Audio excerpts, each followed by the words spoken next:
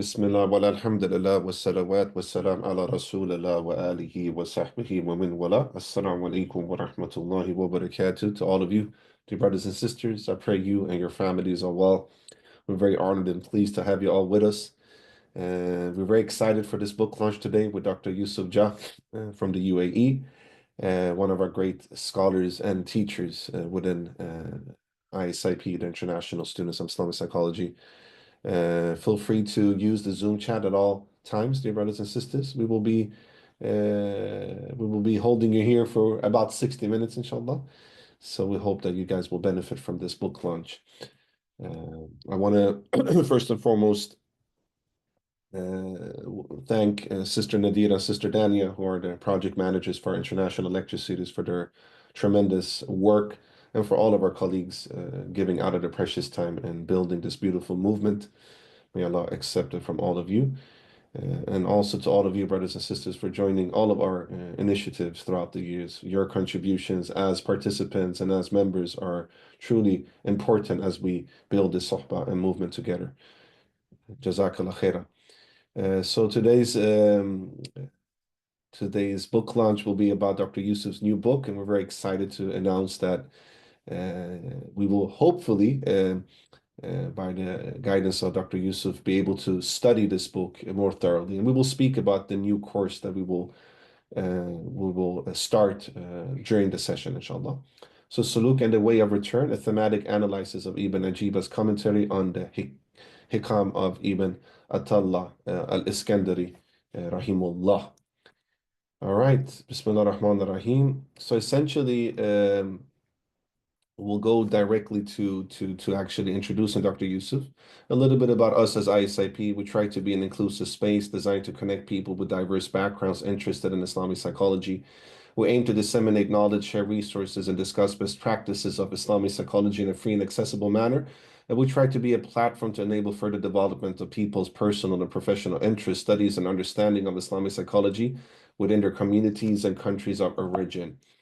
So we will share some of these resources in the Zoom chat throughout the session, dear brothers and sisters. Links to our WhatsApp groups where you guys can be connected with one another and to benefit from all the resources available when it comes to Islamic psychology and Muslim mental health.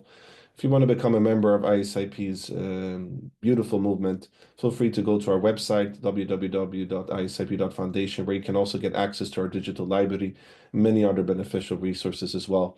Also, our YouTube channel is, mashallah, filled with gems, and we highly recommend you guys to just subscribe, follow, and keep yourself updated. I think we have over 400 to 500 lectures in 10 different languages conducted by some of the leading scholars and practitioners in the field through our different local regional chapters as well.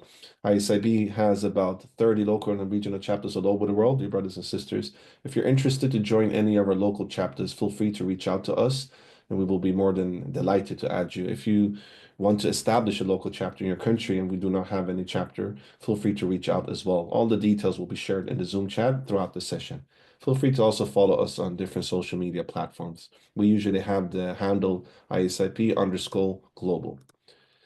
So Dr. Yusuf, many of you already know Dr. Yusuf is. We already, throughout a couple of months, we've been conducting the Psychology of Sulūk Halaqa with Dr. Yusuf. So I think many of you are part of that Halaqa, are very familiar about his work.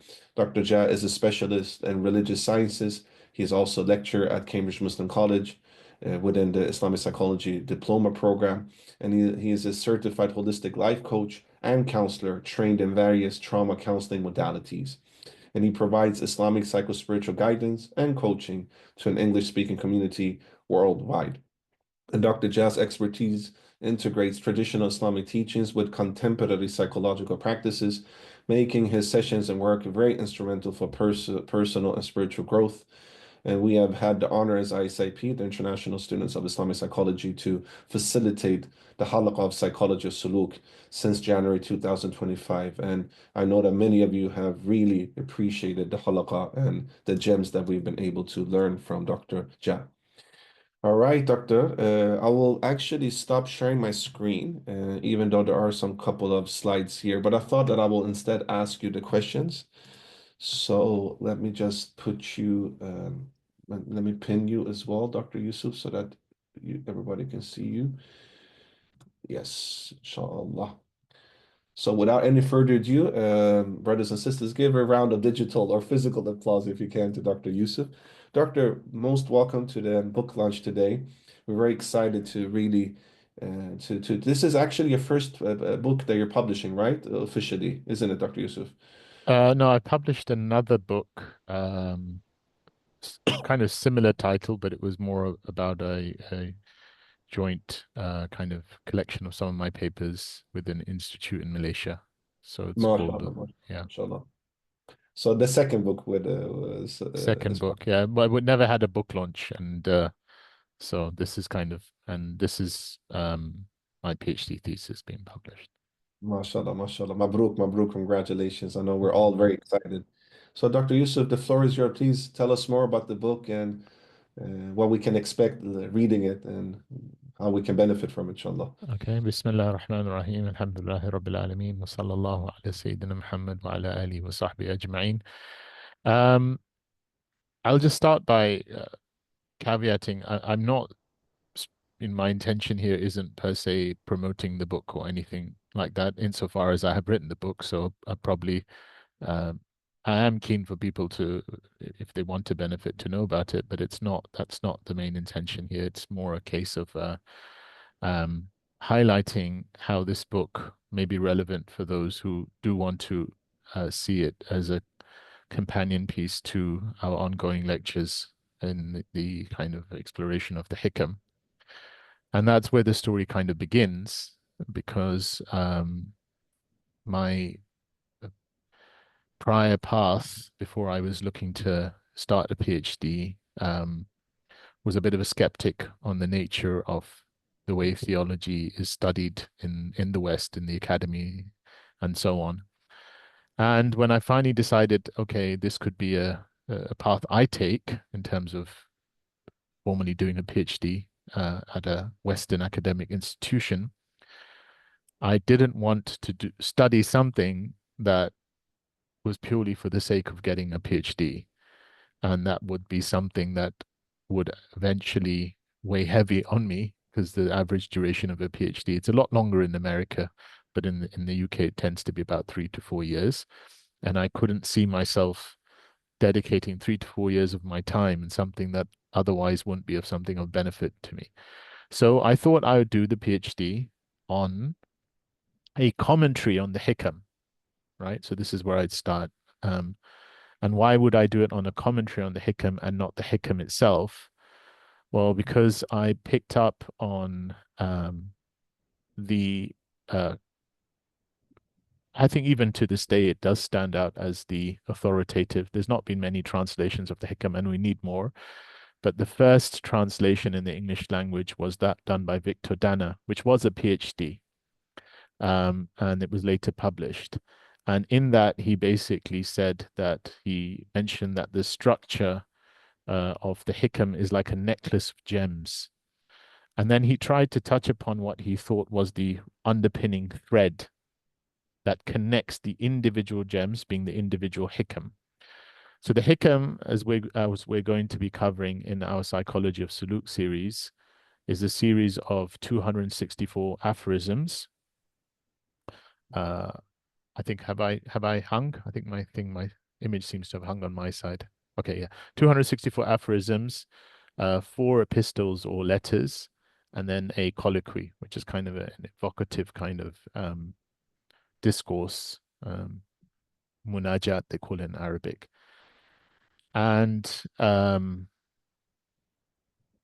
in his saying that this is the, he's saying that there's a thread that's connecting all of these hikam. The question that I wanted to explore was, what is the thread, right? What is the thread?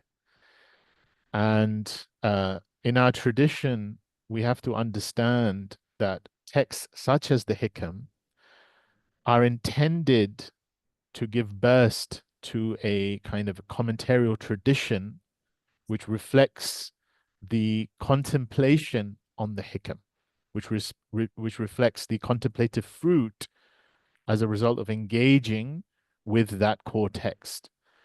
And so my question that I had was, if I'm going to try and academically Because this is the thing when you go into Western academia, if you're going to try and academically give an argument as to what the connecting thread is, then you need to have a methodology. And the methodology our tradition has is a methodology of, as we said, silsila, connection from person to person to person to person. Right. I could have adopted a methodology where I said, well, or I'm the interpreter of the text from my phenomenological reading, and that would be something well accepted in the Western academic tradition. Or I could try a specific type of hermeneutical analysis within the various methodologies that they have. But then the question would be, is that faithful itself to the tradition of the Hikam? And it's interesting that within Western academic literature, we have very few studies on commentarial traditions. And this is also something that came out in the course of my research, is that much of that is because of kind of prejudices. I mean, or someone like Montgomery Watt, who represented this kind of initial bastion of Orientalism, would see this entire tradition and literally said backward, like there's no originality. And we see this today sometimes when somebody, quotes from a text and then they run off with it, with what they're interpreting it to be, and they make up these grand theories. And from someone within the tradition, all you have to say is, but the commentators of the tradition have never ever had that particular interpretation you've got. And the reason why they haven't is because no text exists in isolation of a universe of connection, of just intertextual connection. And this goes back to all of our texts of our tradition. Outside of the core text, the foundational texts, such as, we say the Quran and the Sunnah, but there always is an assumption of intertextuality, some text being connected to another text or connected to another understanding, connected to the way terminology is understood.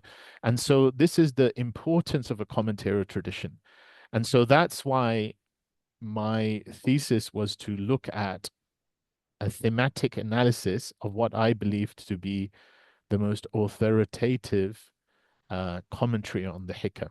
And that also kind of didn't arise out of vacuum. It arose because in the Psychology of Sulūk series, I mentioned that my primary teacher was Sheikh Abdurrahman Amora, with who I was immersed in reading the Iqad al-Himam, firstly in group gatherings with him. And even to this day, his teachers and the community that he comes from in Irbid, when they finish Iqad al-Himam, they restart it again and again and again. Because the idea is that Iqad is providing a platform to understand the Hikam, which is amongst in their kind of understanding, is the premier text on Suluk, on spiritual wayfaring.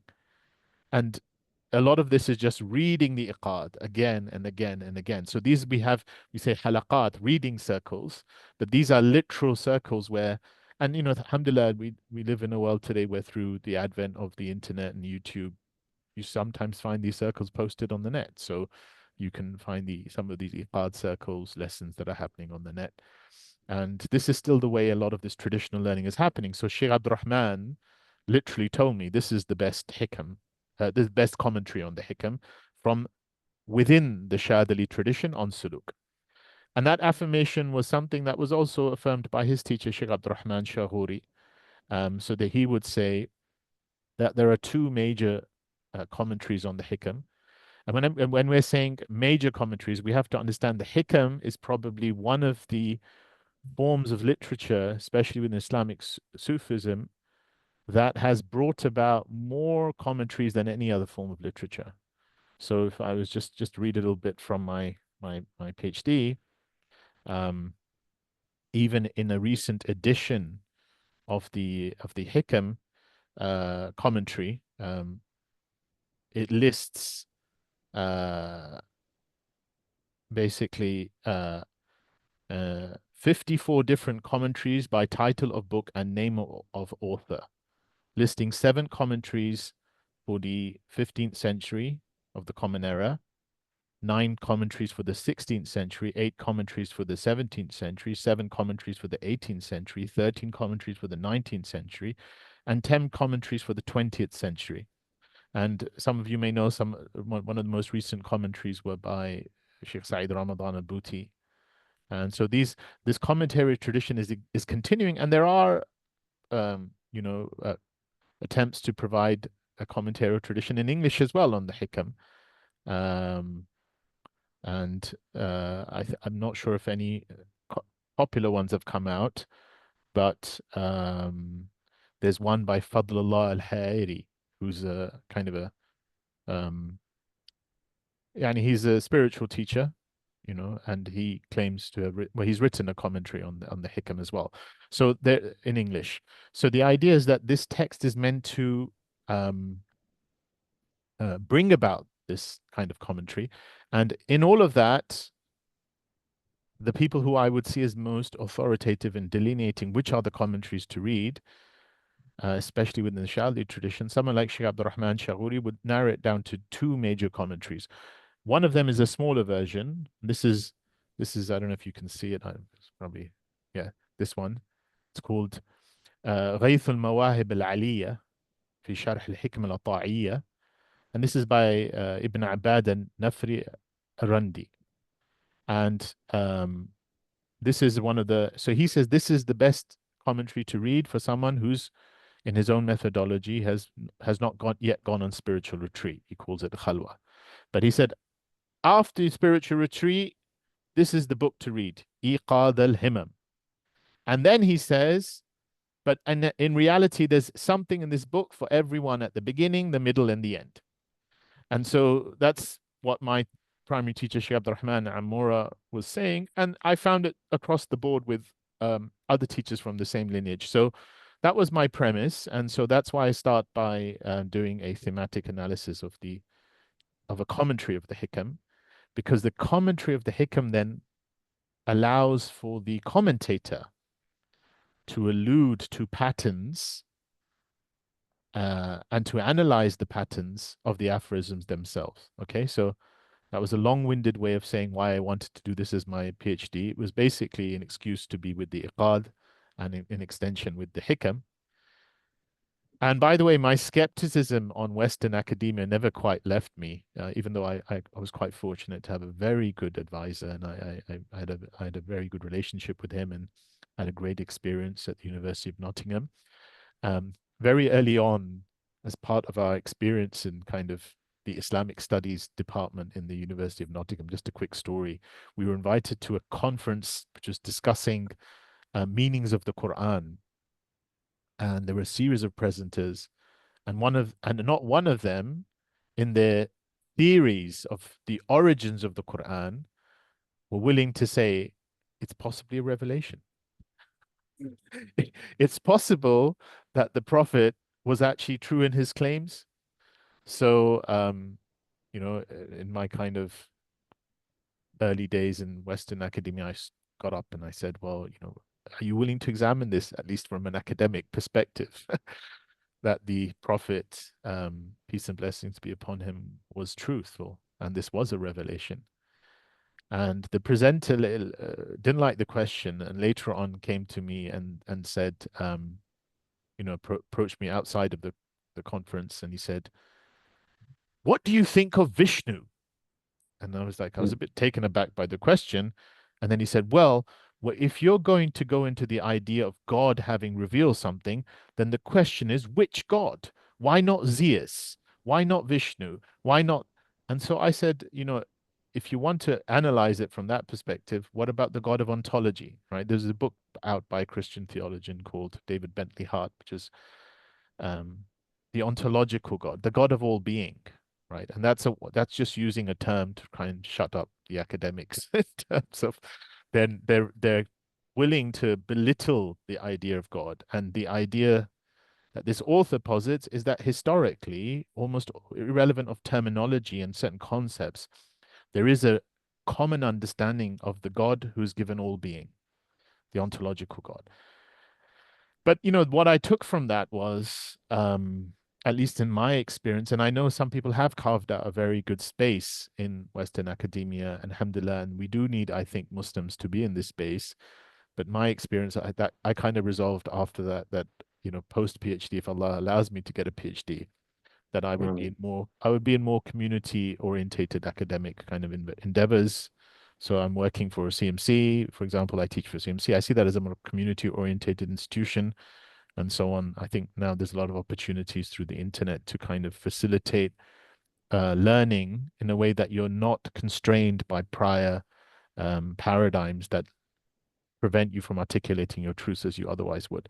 But in any case, that was a slight detour to say that that's the reason why I based it on the Iqad, al-Himam, and then I adopted a principle called, or a methodology called semantic analysis, which is basically just a way of taking out themes in broad categories, such as ontology, which is the nature of being, epistemology, how do we know, that theory of knowledge, um, the idea of teleology, where are you headed, goal, what is the ultimate goal? So teleology often understood as salvation, but here in this context of what is it we're meant to attain unto in terms of freeing ourselves from.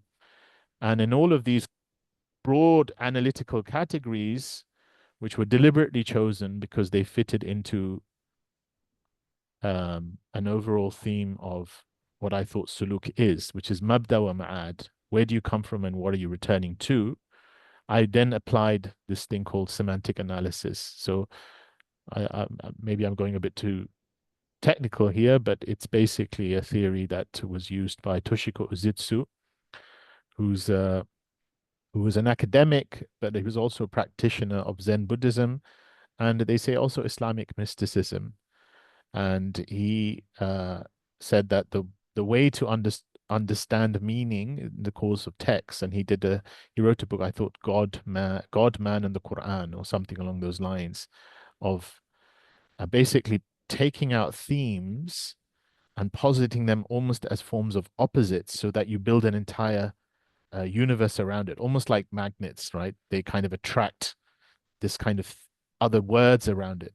And in the course of attracting these words, you're able to extrapolate meanings that allow you to come onto what he called the relational uh, Weltanschauung, the worldview of a particular text. And this also had been explored in the context of Sufi text. So that's what I applied to the Iqad. And that's what this basically thesis is and this book is. That was a long-winded way of answering your question, Sayyid Jamaluddin. That was a beautiful, beautiful, beautiful answer. And it gave a lot of more questions, actually. We really recommend you, brothers and sisters, to ask your questions in the chat as well. We will address them throughout the book launch. We're very excited to host this beautiful book launch and to have the honor. I was thinking about your work and your studies, Dr. Yusuf.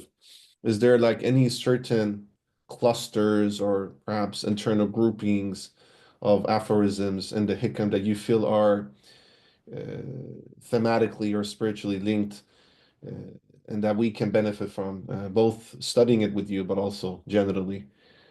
Are Mm. there links that we can utilize in Islamic psychology, for instance, etc.? Well, what came out in the course of this research, and I was very fortunate because alongside this research, I then, once again, using this as an excuse, but alongside these kind of broader gatherings I was having with Sheikh Abdurrahman Amora, I ended up working in the same department as him in the Department of Fatwa. And we would officially have um, reading hours, or like a half an hour free reading time we were given when we'd come to work. And most people were diving into their fiqh books, and I had a chance to sit with Sheikh Abdurrahman practically 5 days a week, apart from the odd times I'd go on holiday or he'd go on holiday. And we just read the Iqad one on one. And I did that week. I completed the Iqad it took me about 2 years in this one on one session, because what I got from reading that one on one with him was now very different to a group setting, because I had an instant access to query him, to ask him as someone who's spiritual guide in that path, and to get his kind of feedback on what we're reading. And so it was an amazing opportunity to kind of really unpack the Iqad in terms of trying to arrive at the Hikam. And Mm. what came out was there are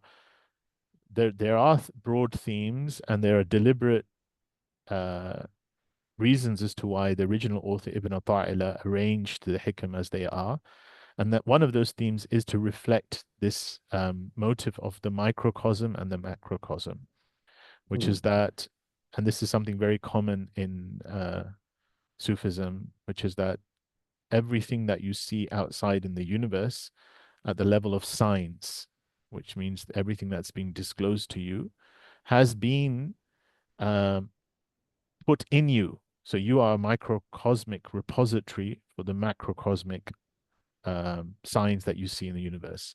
So what you're seeing outside is in many ways being verified by your own direct experience of what you know inside. And so what does that mean? How does that translate to text? Well, the Sufis believe that's what the Quran is doing. Surah mm, Al-Fatiha is the microcosmic condensation of the macrocosmic a tafsilan wa juz'iyan, macrocosmic unfolding of the rest of the Quran. And so these 7 verses that are, complete with meaning are in some ways the thematic totality of the entirety of the Quran.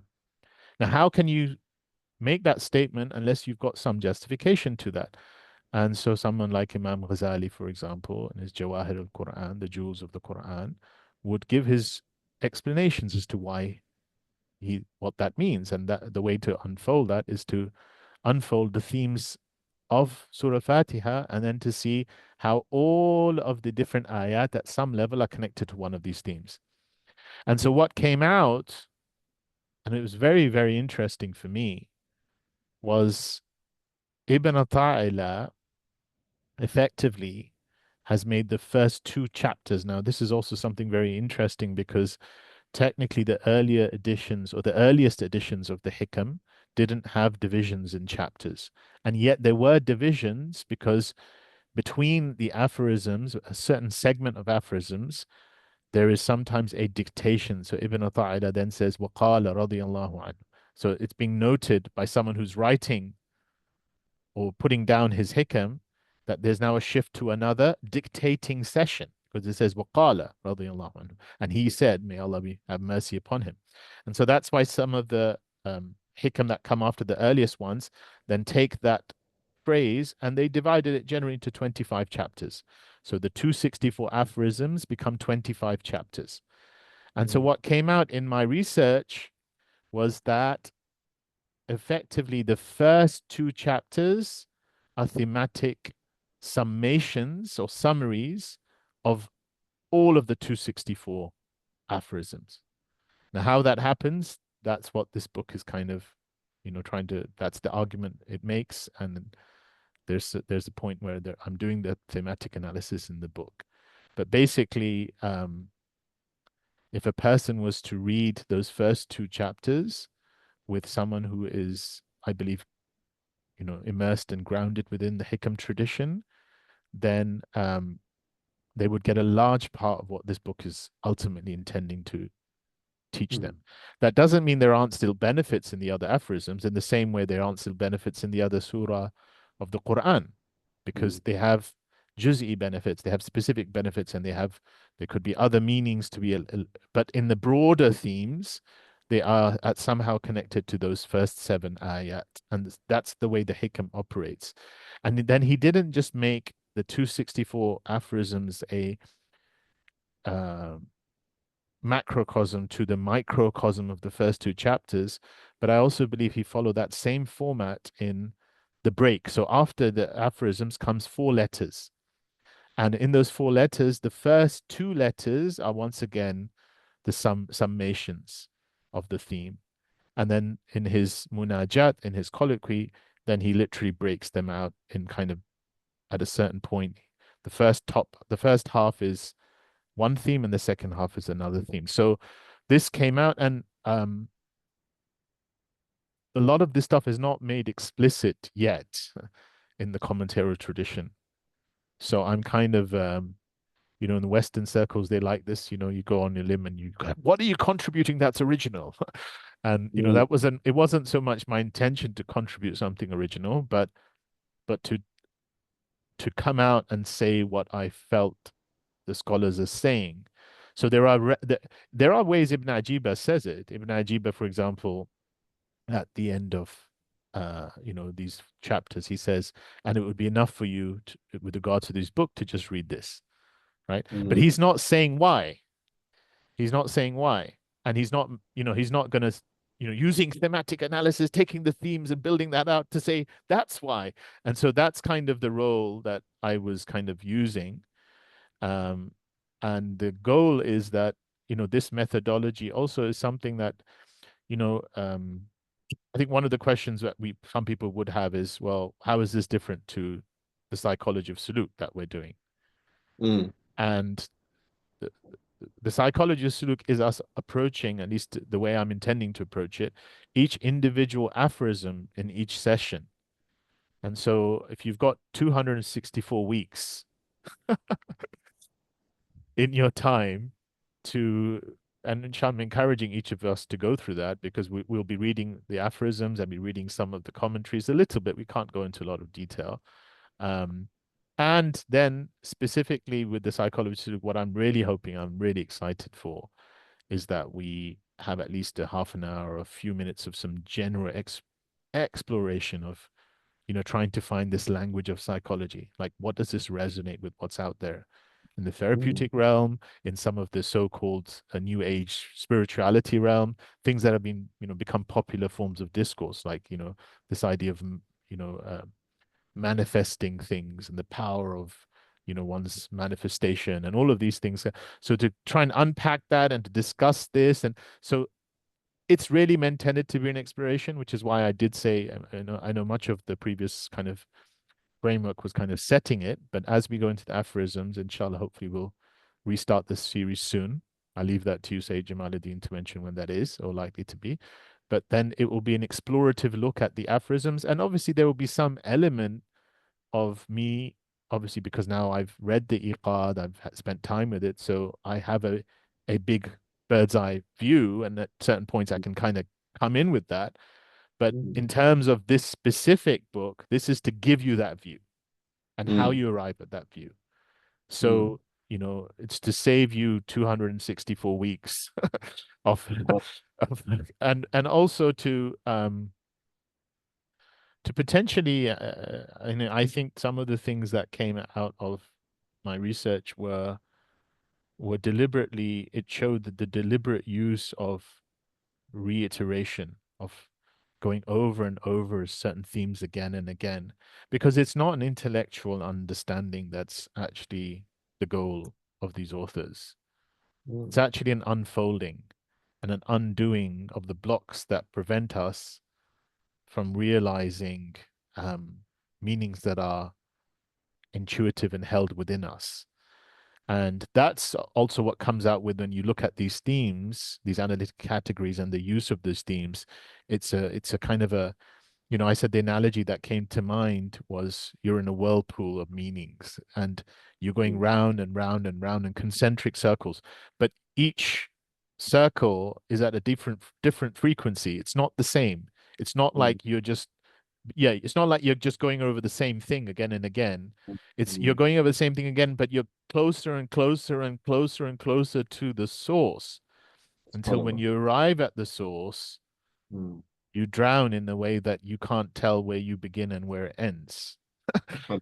And you're in this nature of becoming one with that which you're reading. And that's why it's a contemplative text, because it wants to leave you in this state of becoming the meanings of that which you're reading. SubhanAllah. So yeah. That is true embodiment of knowledge. That sounds amazing. Jazakallah Mm. khairan, Dr. Yusuf, for giving us thorough insights in both your own work, but also the way we can engage with text generally. I'm encouraging all of you brothers and sisters who are joining. We're very honored to have you all with us in this beautiful book launch, to write your questions in the chat. And I have sorry, I'm a little bit sick today, Dr. Yusuf, and all brothers and sisters, please forgive me. I was thinking from the aspect of Dr. Yusuf, you were mentioning about commentaries and, like, let's say commentaries that are written today, like in English, for instance, because that's like the lingua franca today. Unfortunately, I should say, I wish it was Arabic, but nevertheless, could those like carry the same spiritual weight in your view if they're not Yeah. written by people that are embodied perhaps, or embodying, or embedded, I should say, in a living chain of suluk or spiritual wayfaring. Will that be possible? 100%. So Mm, one of the things that comes out of this is language itself is incidental to the state of the one who's actually doing it, the mm, translation and the commentaries.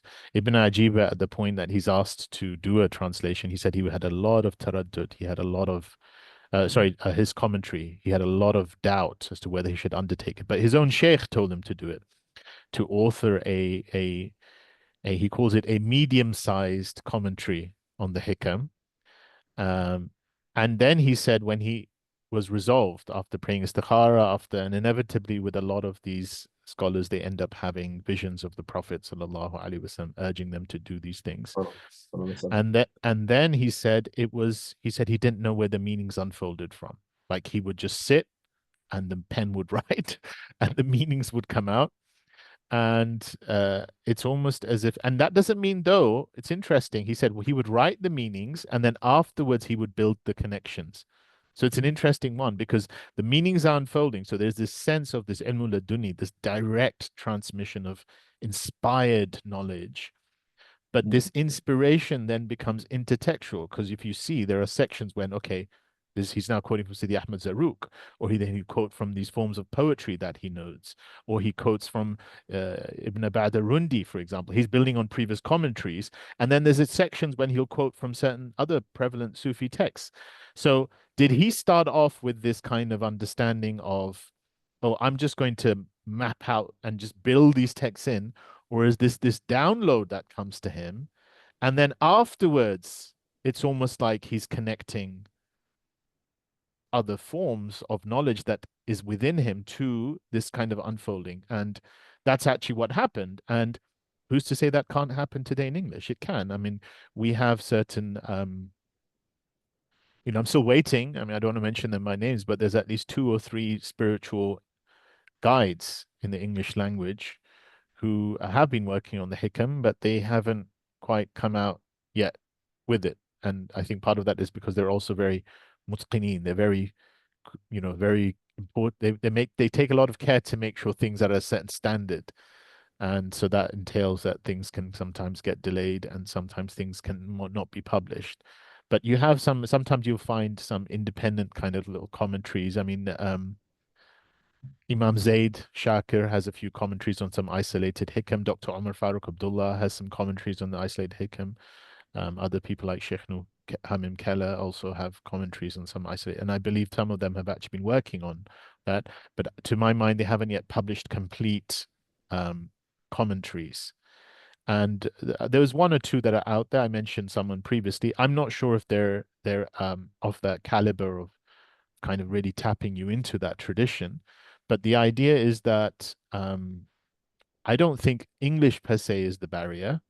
What is the criterion is the person who's doing it, right? What's his hal? What's his mm, state? What's his connection, both spiritually and to the tradition of the hikam itself? Um, And so, I think there's work to continually be done. And much of this is also sometimes done in a way that's not transcribed into book form, because we do know that many English speaking teachers, and you just need to browse on the internet and you find many lectures contemporaneously taking place to our Psychology of Sulūk series of people who speak in English speaking about the Hikam, and they've got I think Sheikh Yahya Rhodus has been doing a series. Sheikh Walid Nasad has done a series on the Hikam, still doing them. And so these series are, the use of the Hikam as a teaching device in English is still continuing. But in terms of literature, um, I think the Iqad still stands out as the greatest commentary on the Hikam. Um, mm. No one's produced anything the likes of the Iqad since the Iqad was written by Ibn Ajiba. And there's a reason also, I believe, for that, because Ibn Ajiba was at the dawn of colonization in the Muslim world. Right. And post Ibn Ajiba, all of the traditional madaris were disrupted, and they weren't, in terms of formal institutions, we didn't have institutions that can produce the like of Ibn Ajiba again. SubhanAllah. There's a lot of the Iqad has a lot to tell us about, Mm. the tradition and many other aspects of what's happened in the Muslim world. But yeah, I mean, I don't think English is a barrier. Um, what's a barrier is being grounded enough to do one that, you know, is worth doing to start off with. SubhanAllah. SubhanAllah. Yeah. The ahwal, Jazakallah khairan.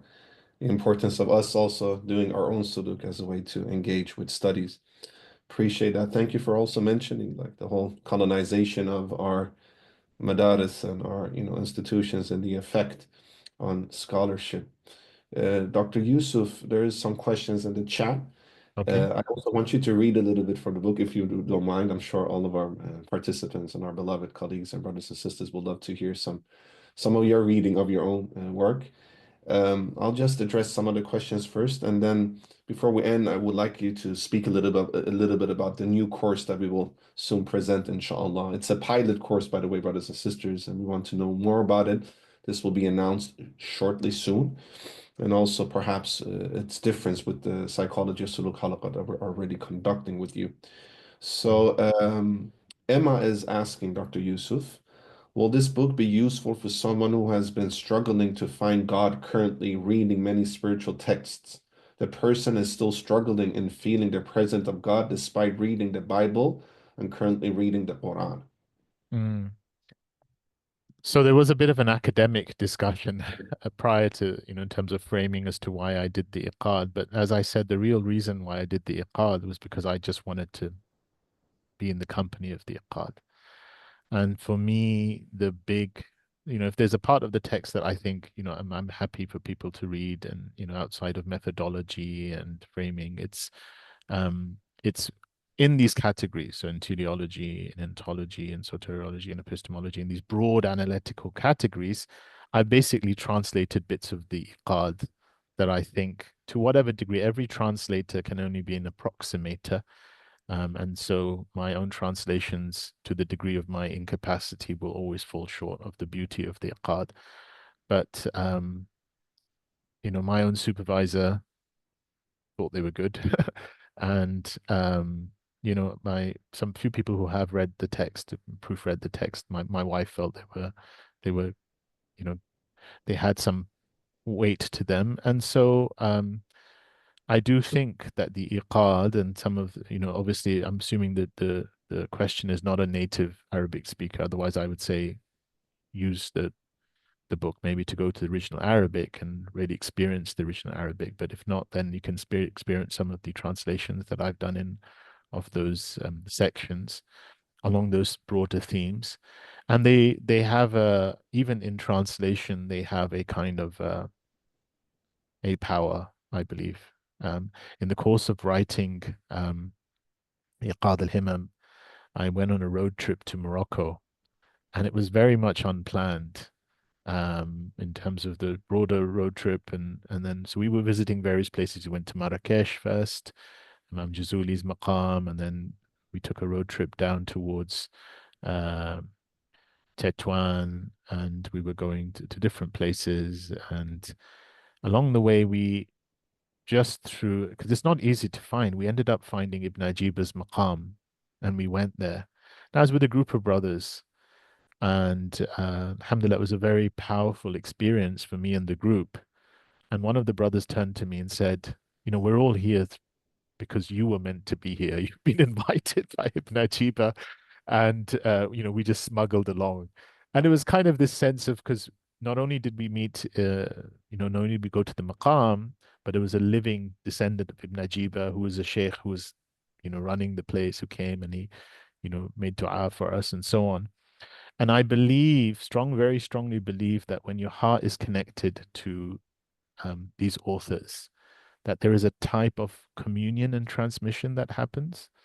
So, in the context, I felt I was pulled to Ibn Ajiba, and we were pulled to Ibn Ajiba, and there was a, this is what they call in spiritual circles rabita, a kind of connection or nisba connection that builds up. And that is not necessarily negated in translation. I know many people who've read very good translations that have somehow, traversed time and space and built a spiritual connection with the original writer and speaker in Arabic. Lots of Sheikh Abdul Qadir Jilani's works have been translated by the likes of Mukhtar Holland into English, and people have had very tremendous spiritual experiences from reading some of those translated works. So humbly, I'm not in the category of these amazing translators, but I believe those particular aspects of this book will help. They carry a spiritual weight. So even though it's an academic work, I wrote it. In fact, my own supervisor at various points said was kind of, because this is how Western academia is meant to work. He said, "I feel you're becoming too Sufi." And he said, I feel you're trying to make this into some kind of Sufi text. And, and that doesn't work in West. So there were various points when you had to kind of break out and bring some kind of academic discussion and thing. But there's still enough in it, I think, that will provide the goal of what was, which is to take out these themes from the Iqad and then to filter that into the broader understanding of the Hikam. So yeah, just to answer the question for the sister, I think there's some good bits in it, inshallah ta'ala. I just wanted to say also, I mean, I probably should have said this at the outset. Currently the book is only as an ebook, and within the next 2, 3 weeks there will be physical prints. I'm just literally reviewing physical prints now. Inshallah, Um, mashallah. it's been I went through the route of self-publishing because another aspect of skepticism I had about Western academia was academic publishing is not intended for people to benefit from. It creates this reified elite either through pricing, or it becomes so yani in terms of the kind of discourse that happens. I mean, and it's needed in part because we need Muslims to publish with these great, academic publishers so that we can get into those circles. But my intention isn't to get into circles or to impact Western academic discourse at that level. And I think that's a fard kifaya that some people are engaged with. There's a group of Muslims who have to do that. My intention was if there's something I can benefit as many people as I can. So that's the reason why I went down the self-publishing route. And I thought bringing it out as an ebook would make it most accessible. I mean, inshallah, the jury's still out on that because the pricing it can be kept very low. So it's only $9.99 or $10, and you can get instant access to it. You don't need a Kindle or a specific device, physical device, because you can just download apps today, which will just give you the ability to read Kindle books. So you can get access to it instantly wherever you live, because unfortunately, when the print does come out, because it will be printed in America, that anyone who orders it from, say, global south, India or Africa, will then have to pay not only the price of the book, but then also the postage and delivery cost, which makes it a bit more prohibitive. So it's accessible as a kind of an ebook you can download straight away. And for the purposes of what I was hoping that people get access to it, they can read some of these themes, some of these translated sections of the themes. Then I do think to the sister who asked the question and others, that there's something to be taken from it, inshallah ta'ala. And that was, if you ask me what's my primary intention was to spend time with the Iqad, with Ibn Ajiba, to Mm, build on my own connection. And so that mashallah. would be my primary intention for whoever reads this book, that this book Mm, be a means by which it builds on your own connection to the people of Allah subhanahu wa ta'ala. mashallah, mashallah. Barakallah fikum, Shaykhna. Thank you for sharing your intentions. Um, we have a couple of questions here. Brothers and sisters, feel free to use the Zoom chat for questions. We said we will continue for an hour, but it seems like, with your permission, Sheikh, could we like go on for maybe Yeah, 10, yeah, 15? I'm having fun. We can continue, inshallah. Alhamdulillah, alhamdulillah. We're having fun as well, But I just want to check in to make sure your health Might is become too okay. much Sufis, as your supervisor said, if we continue too much. That's No, I just want interesting. to. I Yeah, just go want to ahead. make sure your health is okay, Sidi, because you said you had the. Alhamdulillah, Yeah. alhamdulillah, Okay. alhamdulillah, Inshallah. Okay. alhamdulillah. Barakallahu feekum, Shaykh. I appreciate your du'as. It's quite interesting the way that we need to sometimes stumble across a lot of struggles within the Western academia with a lot of Orientalistic narratives and becoming too Sufi if you study or read in a certain way, they don't understand what tasawwuf truly means.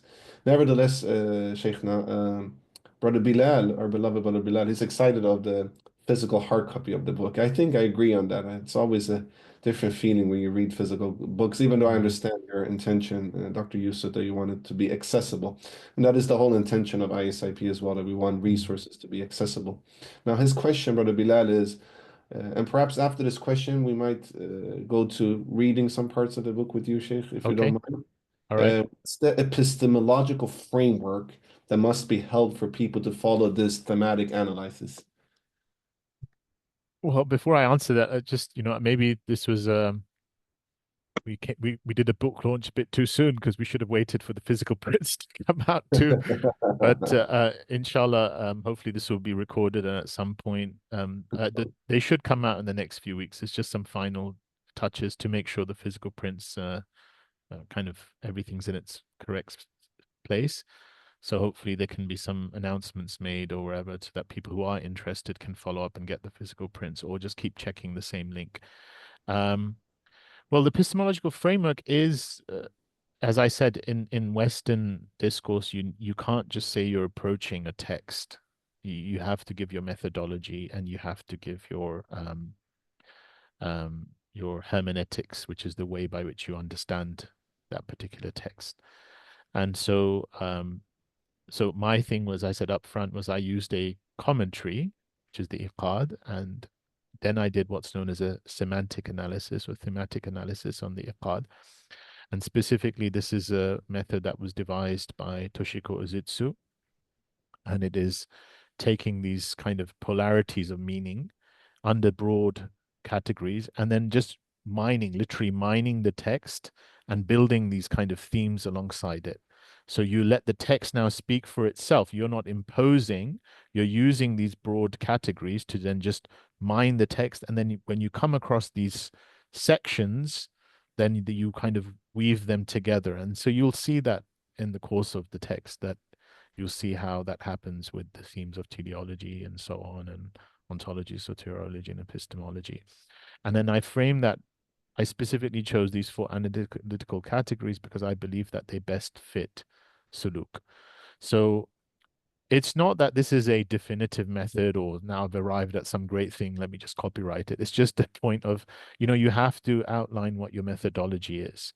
And I do believe that this particular methodology, because it's almost seeing things that appear to be opposites, but you're finding complementarity in the opposites, in itself is actually a motive within Sufism, the joining between opposites. And so you're joining between them along a bigger theme of higher meaning. And there's no coincidence that this was actually the methodology advocated by Toshiko Ozitsu because he was a practicing mystic, as I said.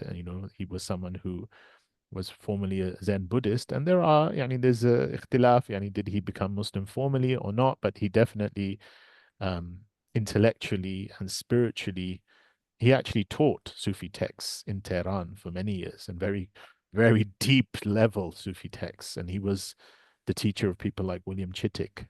So he wasn't just a simple person and he was a pioneer in many ways for these kind of ways of reading Sufi texts. So so I used his methodology, and so that's my framework. I don't know if that answers the question, Bilal. I think that was a great answer, inshallah. Brother Mm, Bilal, feel free to write in the chat if you have any mm. response to that. Dr. Yusuf, mindful of your precious time, would you like to read certain section from the book for Yeah. us?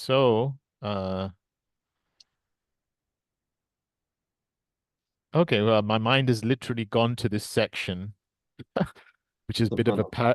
it's a bit of a paradox to what we're hoping to do. And the section is, interestingly enough, true mystic knowledge is not determined by books. So this is a section within epistemologies. Epistemology is how do we know what we know? And so one of the themes that comes from the Iqad, which is a bit of a paradox because the Iqad is a book, is that don't seek your knowledge from books.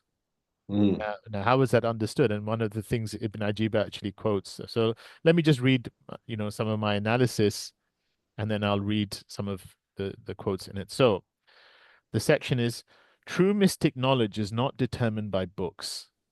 And then I state, given that to Ibn Ajiba, the Iqad is primarily concerned with actualizing Tawheed experientially, then the knowledge that has to be prioritized on the spiritual path is one of spiritual experience, ilm al-adwaq, being one attained directly from God, ilmul ladunni, that is knowledge from the divine presence. Accordingly, Ibn Ajiba states that to rely on sources outside of one's own direct experience can never be a valid means of attaining unto this rarefied form of knowledge.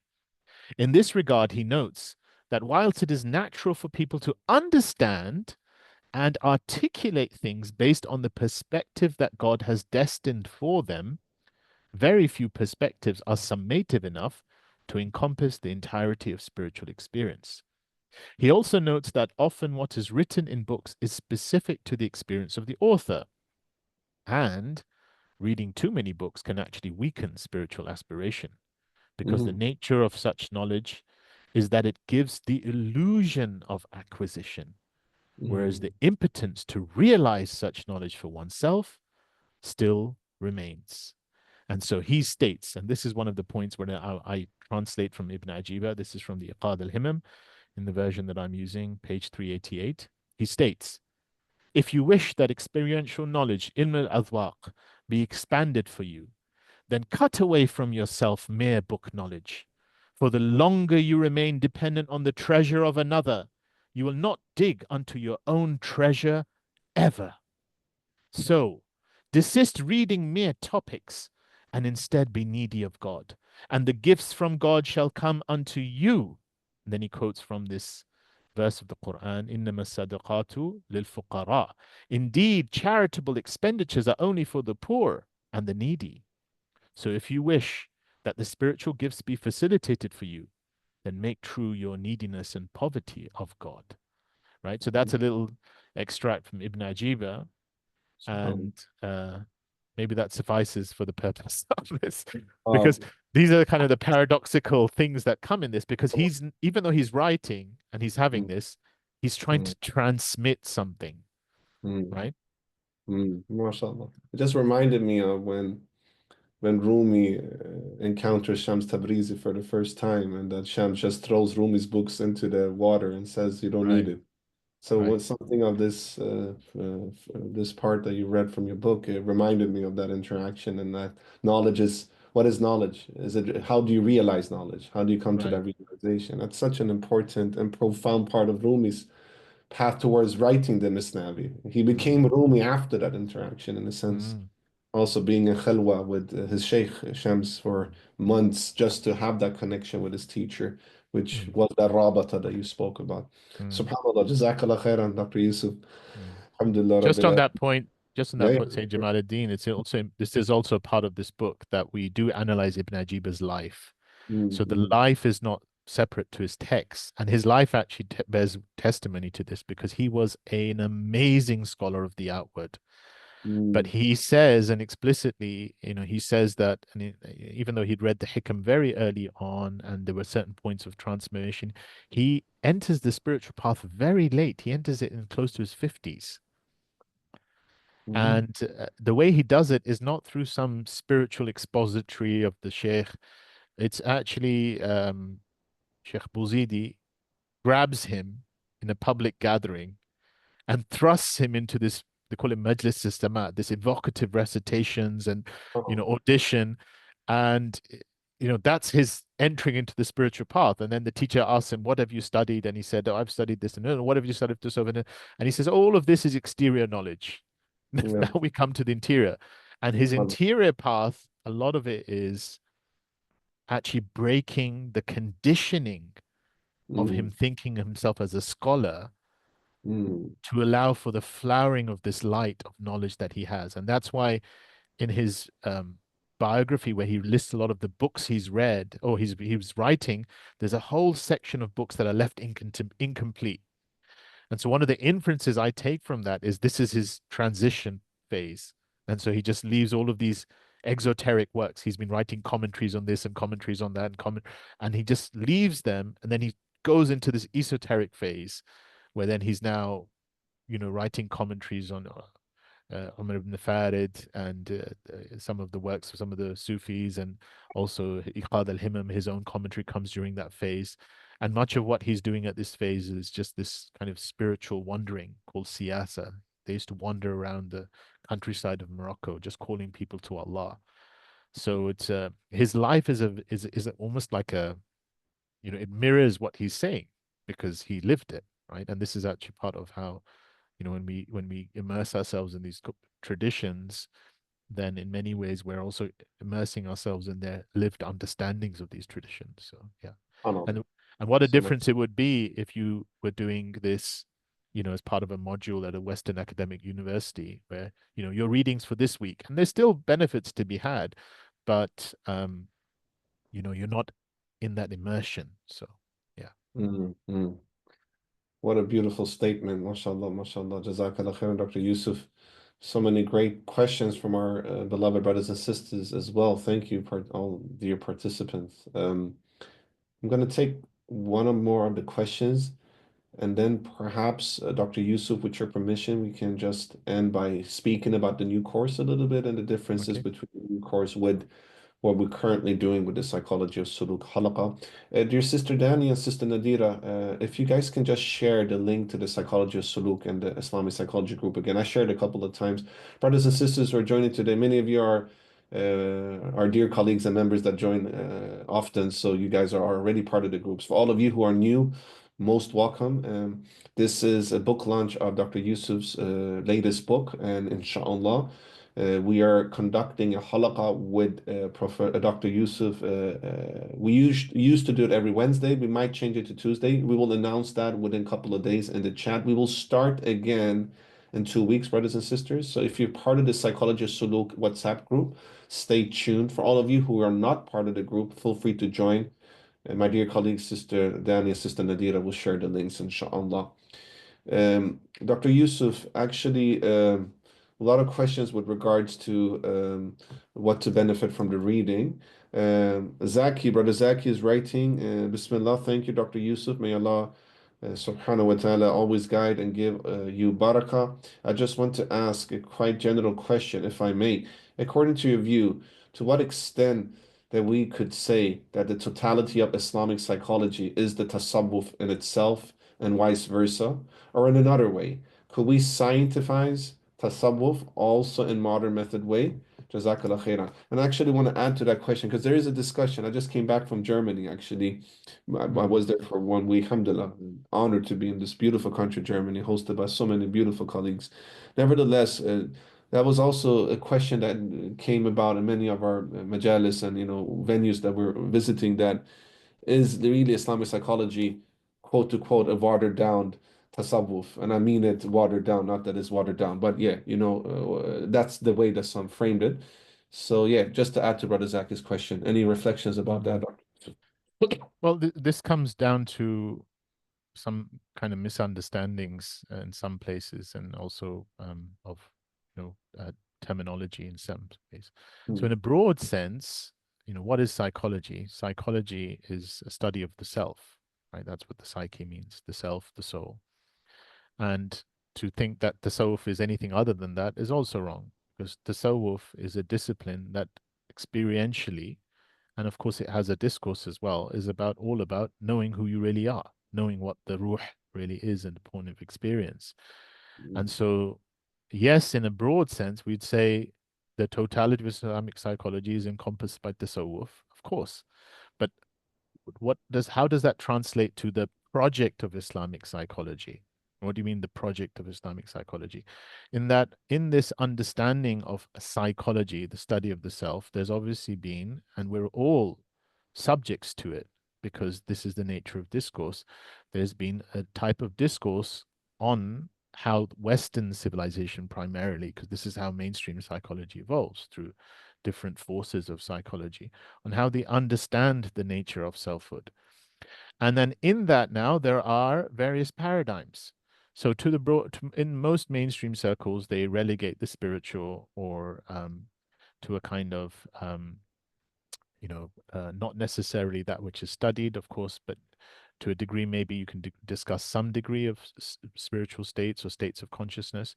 But usually, this is not something that's studied a lot. And this comes into now what's known as transpersonal psychology, which is actually why people like Abraham Maslow wanted to build on that, build on the pioneers of humanistic psychology like Carl Jung, and actually formally say that this is something we should also study in psychology.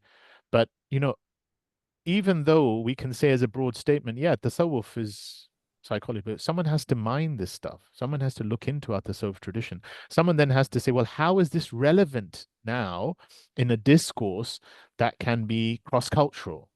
How is this Mm. relevant in the discourse that, and that's where, some people being aware of, for example, transpersonal psychologies and cross-cultural studies in transpersonal psychology could be a platform for discussion. Or even if we take this at various levels, we still need to engage with the fact that we have a paradigm in psychology. We have diagnostic criteria in psychology. We have a therapeutic best practice in psychology. How is all of that engaged with from Tasawwuf? Right? Because we Mm. haven't, maybe these discussions don't even exist. There are forms of diagnosis in the Tasawwuf too. But how does that, if someone's got OCD, for example, what is OCD from Yeah. Tasawwuf? How Yeah. how is it determined? What is the ilaj? What is the cure for it? What are all of these, latest categories in the DSM or so on and so on and so on? Some of these could be premised on a excessive commercialization of the medical model and so on. But someone needs to then have a counter argument. And what is our counter argument from an Islamically grounded basis? So the point is, it's not simplistic to just say, oh, it's all in our tradition, or it's all in Tasawwuf, or somebody might say, Tasawwuf is bid'ah, it's all in our version of Tazkiyat nafs. Whatever you're saying cannot exist at the level of slogans because we Mm. still need to bridge a discourse. We still need to answer questions vis-a-vis a discourse can be appropriated or understood in a way that other people can understand. And so the project of Islamic psychology remains, Mm. irregardless of whether Tasawwuf has articulated it or not, because it requires someone to then make explicit what that articulation is in a way that is understandable for the Yeah. age of that we live in. And this comes Yeah. back to what we were trying to look at in terms of Suluk and psychology. I emphasize at the beginning, psychology is a language. And even to Yeah. go back to what we mean of the deeper form of language, this is why I use Toshiko Zitsu, because all languages have implicit in them, even in their terminology, a worldview. You Mm. can't run away from it. There is a worldview implicit in the way psychological terms are used. So for someone to be a bridge, to be able to bring our meanings of the tradition to other people, we need people immersed in both camps. Yeah. That's the role of a translator. If a Yeah. translator knows only one tradition and then is linguistically trying to use it in the target language of another tradition and he doesn't understand it, it will be a disaster. Mm. It will be a disaster. And Mm. that's why some of the most best intended people who may have been native speakers in Arabic, native speakers in Urdu, when they try and do dawah in English, it becomes a comedy show sometimes. Because the Mm. terms that they're trying to use in English don't fit the meaning fields of what they're intuitively familiar with in the other ones. And so you Mm. can't even have a literal translation because there is no literality in conveying of meaning. There's no literal, there's no, I don't know if literality is a word even, but there needs to be a sense of someone immersed in meaning in one and having enough tools to be immersed in meaning in another, and then to find a bridge. And my contention is we have a lack of people who are actually more grounded enough into self to start off with. That's a tragedy of where we are now, grounded in our turath, right? And then we have even fewer people who are grounded in these modern sciences from a position of being able to look at them from the Islamic lens, right? The type of Imam Ghazalis who could master the philosophy of his time and then could do the tahafut al falasifa. What is the incoherence of this? Because he's done justice to that, but then he also has that Islamic grounding. That is a rarity. That is difficult to find. And so the more institutes that we have that can build on this, the more collaboration we can have with scholars, the more we can engage in this as an endeavor, the more we can do justice to this project. So the project doesn't start and end by just these phrases of saying it's all in tasawwuf. Well, what does that even mean? What does that mean in Mm, terms of actually mm, articulation of meanings in a discourse that people can understand? Does that help? that was very helpful, and I hope Brother Zaki and all of our brothers and sisters here felt the same. I think that it's spot on. And that's exactly the aim of our whole movement with ISIP. It is to build these bridges and to build these translative bridges, as you say, and that the translator can become a trader if the translator is not, immersed into the fields. And I should say fields because Islamic psychology is not only one field in a sense. Nevertheless, as you say, to build those bridges and those connections, and also to deal with the issues of contemporary era, as you said, Dr. Yusuf. I mean, we didn't have Islamic psychotherapists in our tradition.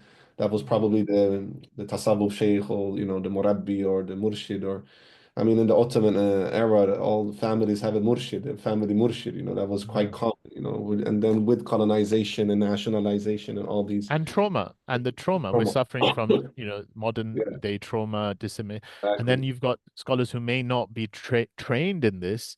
And so Mm. there's, how do they understand trauma? Right. And then Yeah, we have yeah, to look in our tradition to see how was it understood. So this yeah. is this is work that needs to be done. And there can be ikhtilaf, we're not positing that everyone's going to have the same understanding. Of Yeah. course. And we actually embrace as movement adab al-ikhtilaf, and that's one of our cornerstone in our movement. But I really agree with what you're saying, and that we need to, fill the voids of the situation we are facing in this contemporary era.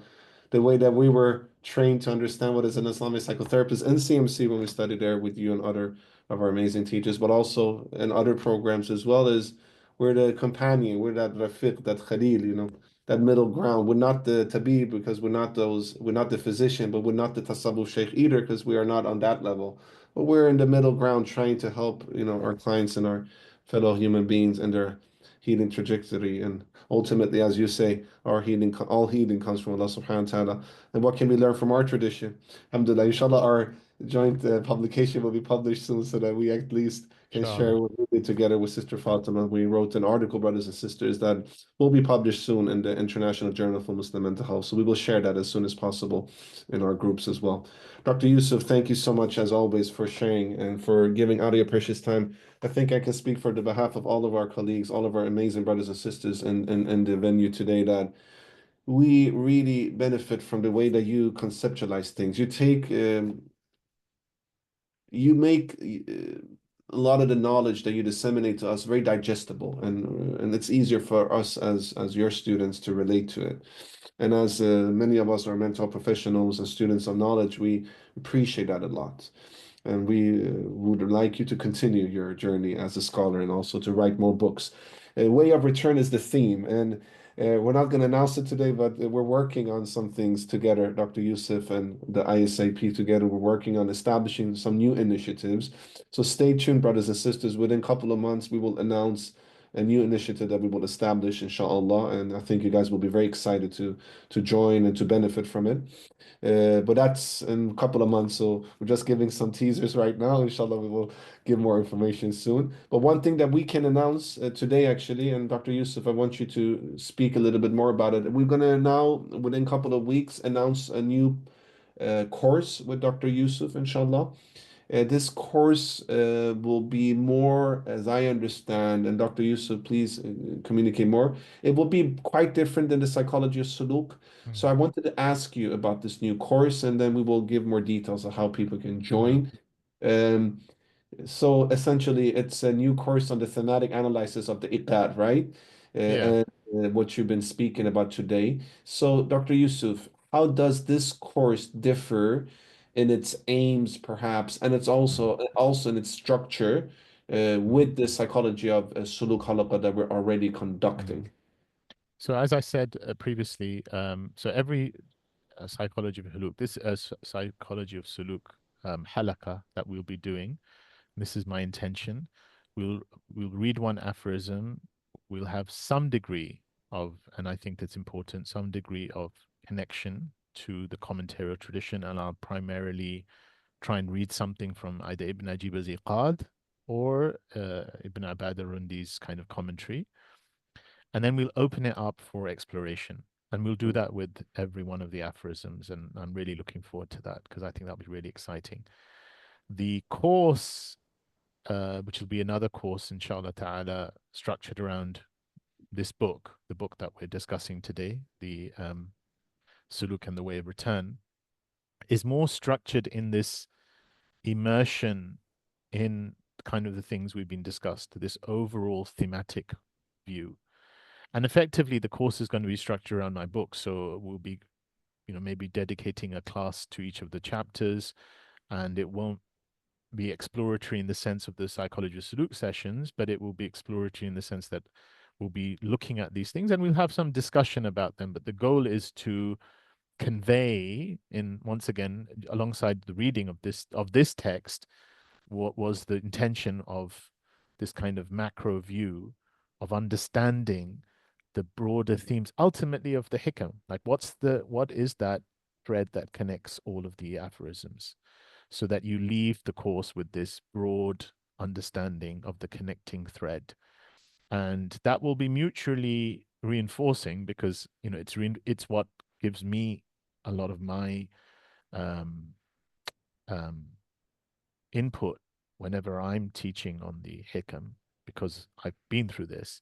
And interestingly enough, it was very shortly after I finished this, or coming close to finishing this, after I finished reading with my teacher, Sheikh Abdurrahman Amora, that my primary spiritual guide actually told me to start teaching the Hikam to some of the people in the local community.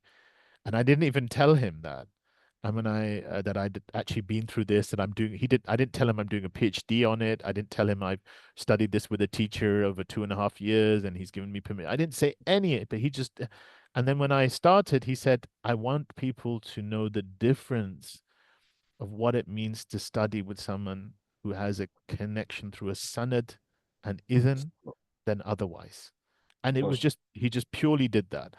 And so to whatever degree, I see that as an amana for me, that this kind of PhD was my kind of encapsulation of what I took over those 2.5 years. So if someone asked me, what's the best way that I can take from what I took, then I would encourage them in I think a 10-week format or 11-week format, because there's only about 10 chapters, I think, um, where I get a chance to dedicate myself to this book in terms of trying to extrapolate to the best of my ability what I took. Then that I can give that in a condensed format. And it will be reinforcing for the Psychology of Suluk, because this is what I take from for the Psychology of Suluk. But it's not going to be, I can't give it to you in as a bird's eye view up front in Psychology of Suluk, because we're looking at this as an exploratory format for the individual aphorisms. So I am going to follow each aphorism, and there'll be times when I can say, I think this is connected to that, this is connected to that, but it will be more a case of, and I think this is the beauty also, right? Because if someone said Fatiha is the condensation of the Quran, so does reading the Fatiha, let's just stick to reading the Fatiha and its commentaries. That's a different type of knowledge, because if you read the Fatiha and its commentaries, that gives you this overall knowledge of the Quran, that when you then read the Quran, you're not reading it in a disjointed fashion. You see the larger picture. Colloquially, you don't mistake the gravy for the meat, right? Mm-hmm. And so it's reinforcing, but it's not making you free of reading the Quran, because the Quran itself, there is wisdom in the independent ayat, because they're connecting you to that same tapestry of meaning, mufassalan, in a way of seeing differences as well. And so obviously there will be some level of reinforcement, but the Psychology of Suluk, I'm expecting through the discussions as well, the exploratory discussions, that they will create their own kind of avenues and understandings and so on. But if you want to have a kind of an immersion right at the outset and in a way that kind of will give you a kind of a more bird's eye view of what I believe is the real goal of the Hikam, then this book will help. It will help, and the course that we do will help. But because mashallah. it's not, because it's structured as a course that is, there's a lot of material to cover, it has to be structured in a very systematic way that requires, more discipline that we could ever do with the psychology of Suluk. And they both have their benefits and advantages, but they're mutually reinforcing. I hope that makes it clear.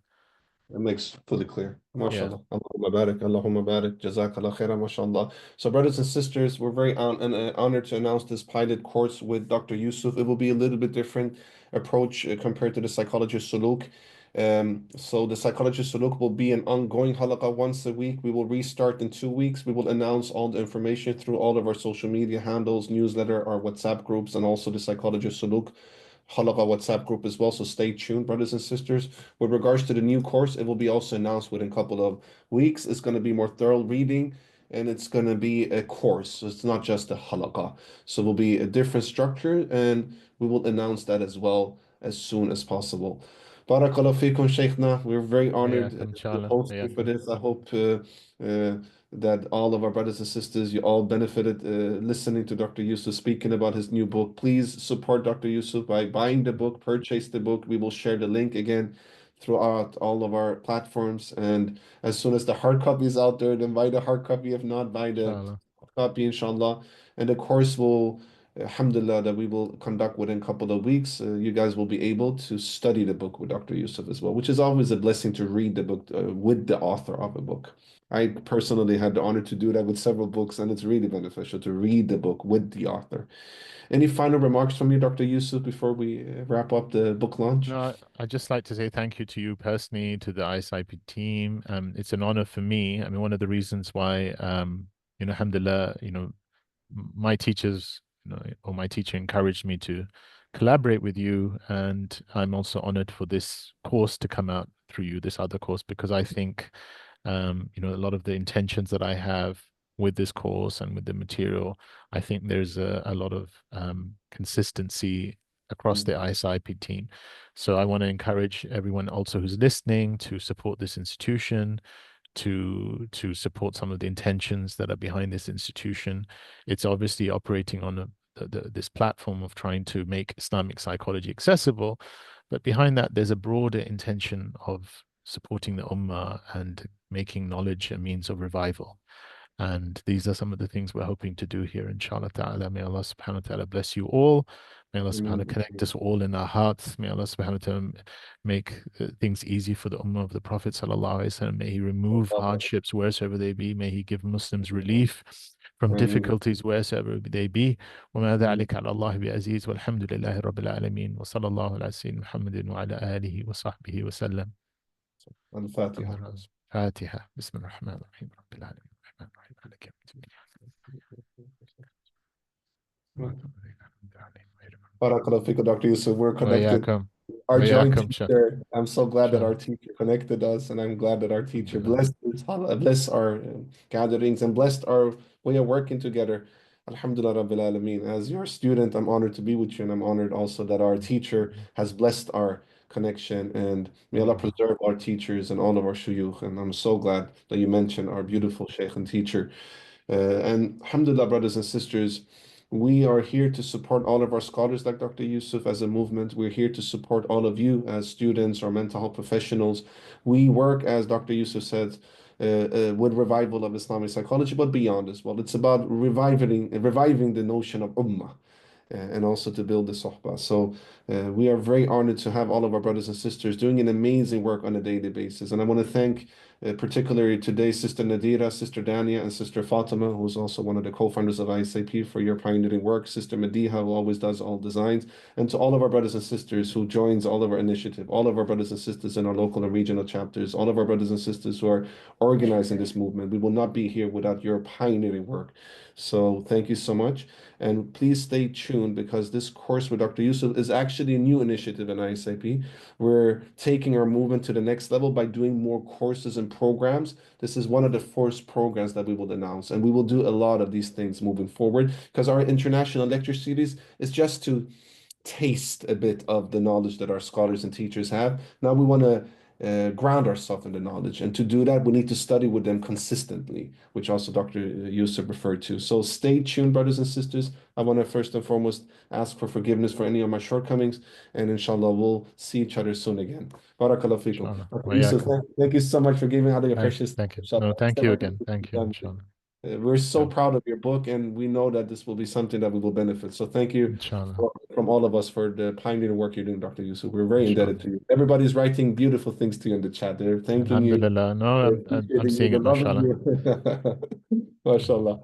Barakallah fikum. Jazakallah khair, Dr. Yusuf. Okay. Salam alaikum, everyone. Salam. What an amazing book launch we had, mashallah. All right, brothers and sisters, without any further ado, we'll end the session today.